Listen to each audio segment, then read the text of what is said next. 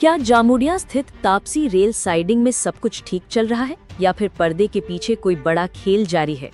मजदूरों, डंपर चालकों और कारोबारियों के एक वर्ग ने ऐसे कई गंभीर आरोप लगाए हैं जिन्होंने पूरे औद्योगिक क्षेत्र में नई बहस छेड़ दी है।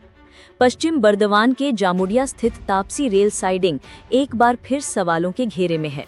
मजदूरों, डंपर चालकों और स्थानीय व्यवसायियों के एक वर्ग का दावा है कि राजनीतिक बदलाव के बावजूद यहां की व्यवस्था में कोई खास बदलाव नहीं आया।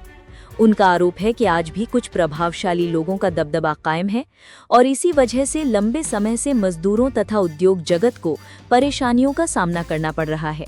स्थानीय सूत्रों के अनुसार साइडिंग के संचालन में पूर्व विधायक हरेराम सिंह के परिवार के प्रभाव को लेकर भी आरोप लगाए जा रहे हैं। दावा किया जा रहा है कि उनके पुत्र प्रेमपाल सिंह और एक रिश्तेदार संचालन में अहम भूमिका निभा रहे हैं।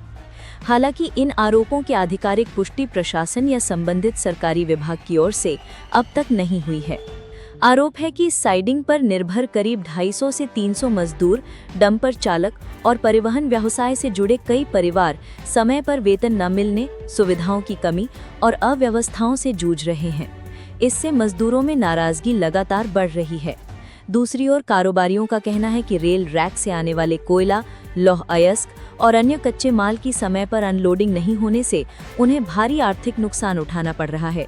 रेलवे की समय सीमा पार होते ही अतिरिक्त शुल्क और जुर्माना देना पड़ता है, जिससे हर घंटे हजारों रुपए का बोझ बढ़ रहा है और उद्योगों का उत्पादन भी प्रभावित हो रहा है।